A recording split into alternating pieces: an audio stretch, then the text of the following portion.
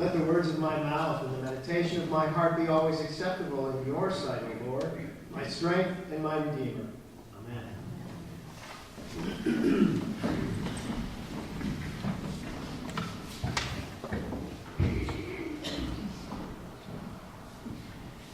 Don't you love the way kids can sometimes mix up Christmas carols? When my daughter was a little girl, she used to sing, "We Three Kings of Orange Are." And maybe because she loves pets so much, she used to sing, O come, Emmanuel, and bring some cats from Israel.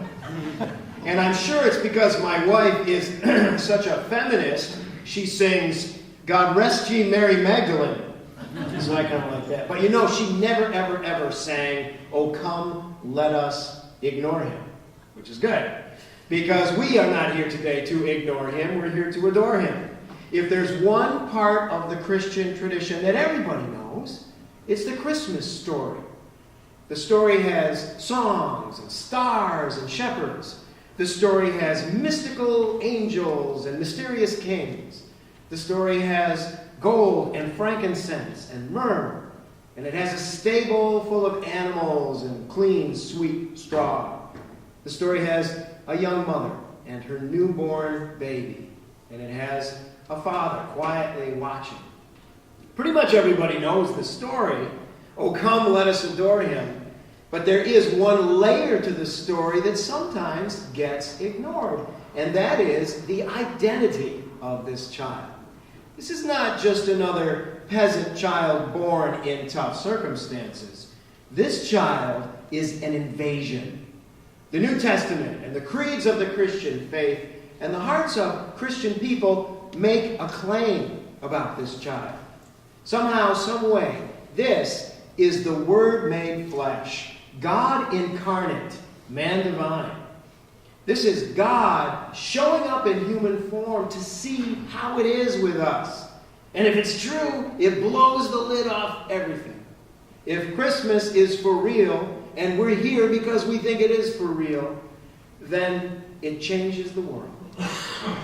If Christmas is true, then oh come, let us ignore him is not an option. This is God showing up.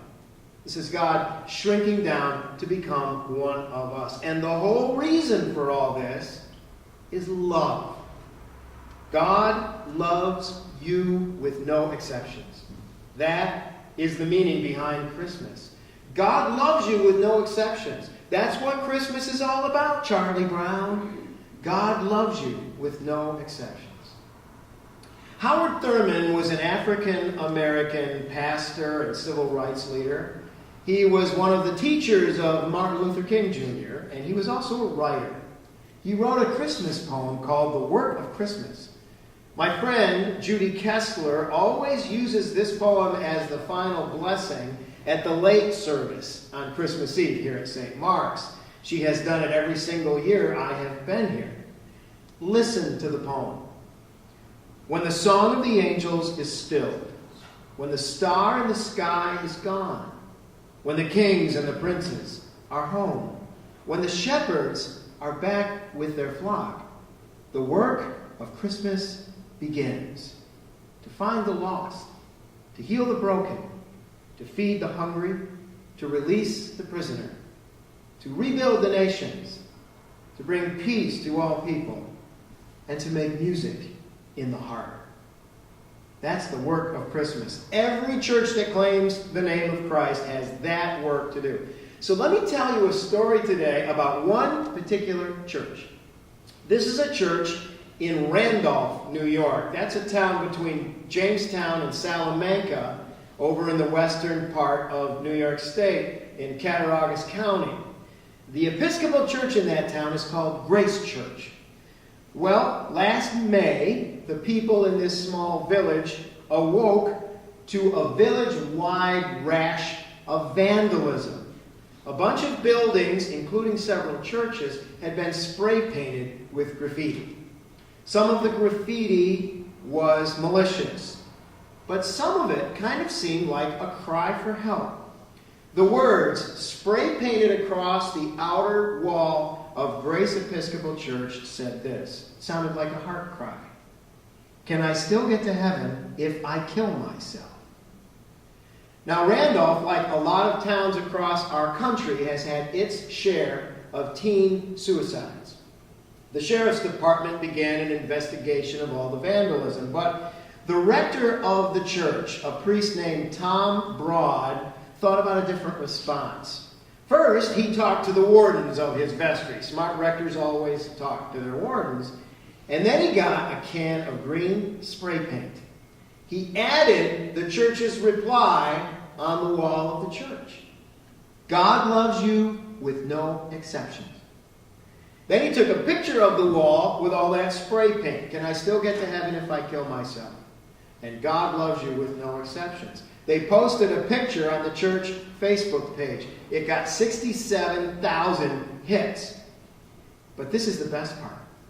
The person behind this cry for help came forward, in large part because of that answer to her.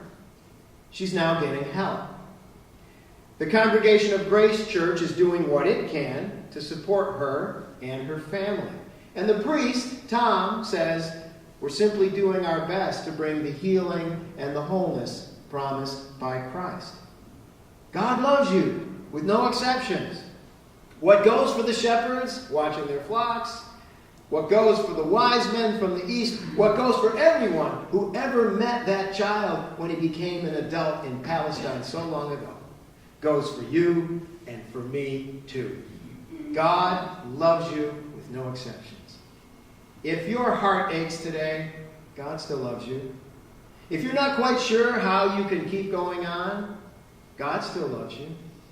If you've done things in your past of which you are ashamed, God still loves you. No matter what, no matter when, no matter where, God loves you with no exceptions. That's what Christmas means. So let's get on with the work of Christmas. Let's share the love of God with anyone who needs it. And that, my dear friends, is everyone. Merry Christmas. And Merry Christmas, sweet Marie. It's nice to have you here.